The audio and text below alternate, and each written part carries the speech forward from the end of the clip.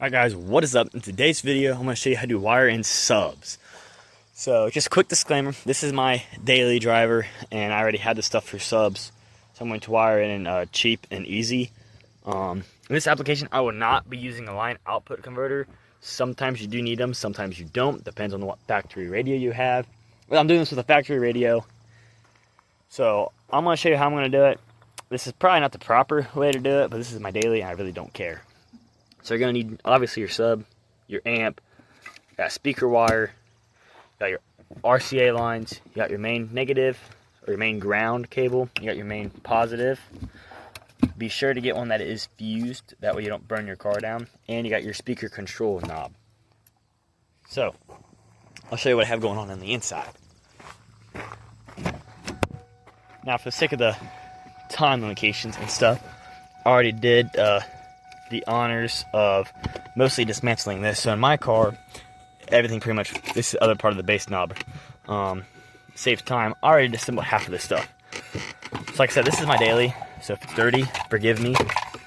But now, for your guys' car, you may not have to disassemble this. I disassembled this because I'm going to mount my base control knob to this piece, like this.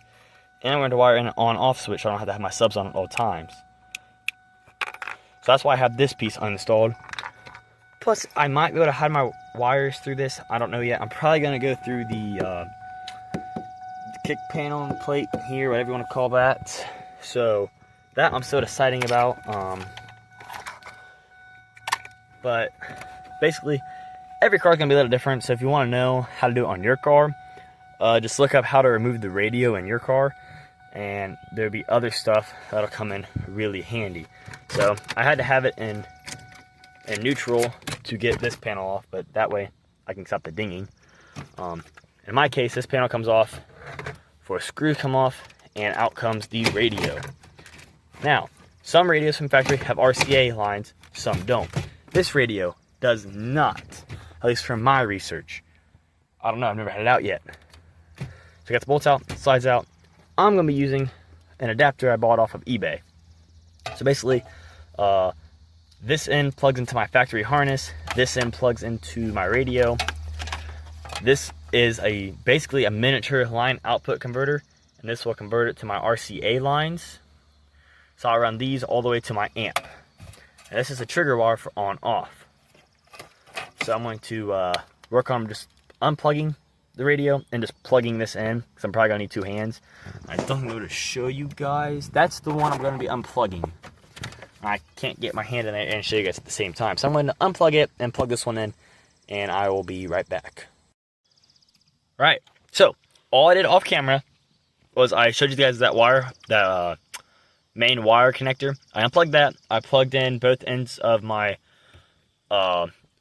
harness that I got off of eBay. I plugged that in, and while I was in there, I hooked it up to my RCA, and I threw it down, and then I hooked this wire that was also already in that adapter piece that was a trigger wire. I threw that down here.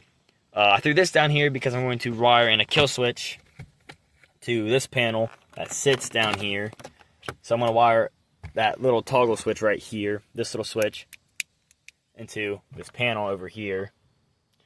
So that's why I ran this wire, and then I ran the RCA down here just because it's going to be really hard to plug it into once I put the radio back in there.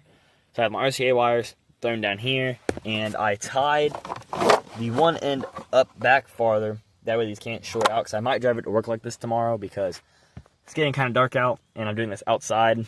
So, yeah. So once I got that plugged in, I went ahead and started the car and made sure Bluetooth and all my radio functions still worked, because I don't always trust cheap things off eBay.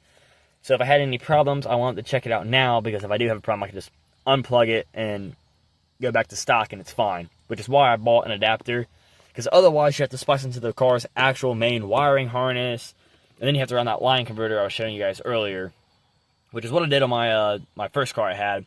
And I cut the factory wiring harness, and trust me, that is a mess, and it is low quality because you have I wouldn't recommend doing it. I'd recommend just buying the adapter kit, because I paid, I think it was 16 bucks for it on eBay, and it's totally worth the time.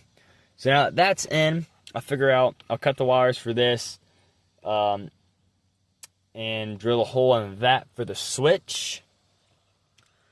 and then I'll put my interior back together, and I'll probably run this thing out through the corner over here, and I'll run it behind my steering wheel and through the door seal. But I'll show you guys all that. So next update, I can put this cover back on. So this will be on, and you might see this stuff put back on with the switch here. But that'll be it, and everything else I will go over. So I'll be back in a bit. So I got this panel put back on, and I got my switch wired in right here. I got my base control knob right here that I can turn up and turn down. Obviously, I don't have anything else plugged in. The car is running because it started to rain, and it got hot in here quick, so I put it back together at that point I could drive it. Now, one thing I forgot to mention, I ran ahead and went and ran my base control knob wiring, because the wires plug into my base control knob right here. And wow, you can not even see the knob. The knob's right here for the base control. It's easier to plug in when that panel is off, so I went ahead and plugged that in. So, and I ran all my wires underneath here, and they come out right by the gas pedal. So I will work on routing these up nice and around the steering, up under this panel and around my door seal. I'm gonna probably wait until tomorrow to do that, because it is currently like 9:10 at night, and it's hot out, and I got to take this car to work tomorrow. So it's a different day, and I know I told you guys I was gonna route the wires over here on the door, but I got thinking, and don't mind the mess because it's my daily driver and I haven't cleaned it in a while. I'm gonna run this black wire, these red and white and the blue under these seals. I'm not gonna have much room to run my big 4 gauge wire. So I need to figure out how I'm gonna run that. And the battery's on this side of the car, so it makes it easier to run on this side than to go to the passenger side. So instead of running my wires through the door, I took all this back apart, and I'm going to run it underneath my carpet to my back seats. So there's just 2 clips, unclip there, unclip that, lift that up, I can get to the carpet. I'm going to fish it underneath through my center console. Underneath, I can grab it right here and shove it underneath through here. So I'll catch you guys when I get the wiring, all the wires through to here. And just like that, I threw a zip tie down here. It goes through the carpet. And I threw another zip tie there where it comes out of the carpet. Now I can work on putting the back seat back together and running this to the trunk. So let you guys know how I do that and when I get that done. But that's the progress there. I put a zip tie on it so it keeps out of the e-brake, so I don't, pinch a bunch of wires and stuff. Alright guys, I got that all through the carpet. I got it routed nicely here. I'm going to mount it to the back seat to where I'm going to run my sub. So I'm going to probably zip tie this up a little bit, and then I'm going to start working on my main power cable, because that's going to be the next hardest part. I always have to do my projects from the hardest to the least. And the last time I put subs in, the hardest part for me was power and all the radio stuff. So I did the radio stuff this time first, and I got it all done. Everything looks nice. You will never even know. So I'm going to move on to the main power wire. So I'll get back to you guys when I find what power wire I'm going through and how I do it. Alright, so I'm currently laying underneath my trunk with my feet into the sky, So I have my amp mounted to the trunk lid up here, because there's plenty of space above here. And that's how I just ran self-tappers in to hold up my sub, or my amp. And I have wiring from the blue wire from the radio. I route it through this panel right here, up back here around power wire. I ran my speaker wires down, and they go underneath my sub to my sub. And back here I have my RCA lines and my base controller knob that just plugs into right here, which I cannot see what I'm recording, so hopefully that's a good view. And now I'm going to be working on making my ground, which I'm just going to run my ground right through here and just self-tap it right. Actually, I'm going to self-tap it back in here, because there's plenty enough room to run a self-tapper without hitting anything. So it's probably what I'll end up doing. And I'll run my ground then, and then all I got to do is put in 2 more self-tappers, hold this good, run my power wire, and I'm going to run some self-tappers and just into this carpeted piece to hold my sub. Because it doesn't have to be very structural, I just want to stop it from sliding around.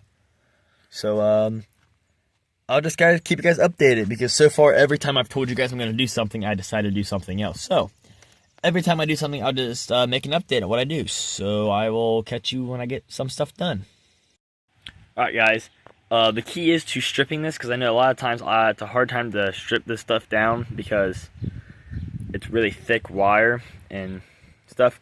So the key is you just take a regular utility knife and you very gently work your way around it, because these knives are very sharp and it'll actually cut the copper coil. So this is my first try, and it cut the copper strands and I had to restart. So hopefully this piece isn't too short now, but I don't think it is. You just work your way around it, and you be careful. I mean, go very slight, and if you need to keep cutting some, you can, but you don't want to cut too much. And as you can see, there's a couple strands that I did nick, but I think it'll be good enough. So just be very careful when you're stripping that, because you don't want to cut too deep, and you also don't want to cut yourself, so just be very careful of that. So I'm going to continue wiring, and I'll catch you when I'm done. Alright, right now I'm working on getting mounting brackets made. So I went and got some sheet metal out of our scrap pile, and I'm just making these little 90s. And I'm going to make probably about 3 of them, and put one on each corner and on the far side in the middle. And that'll hold it down.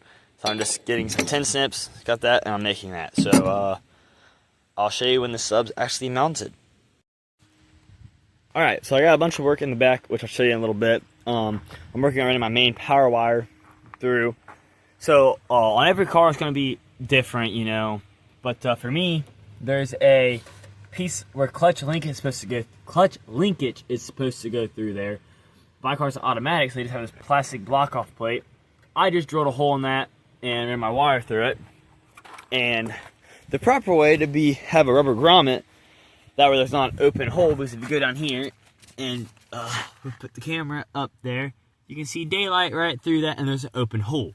So the proper way would be to take some caulk and caulk it shut, or use a rubber grommet, which right now I have neither of which.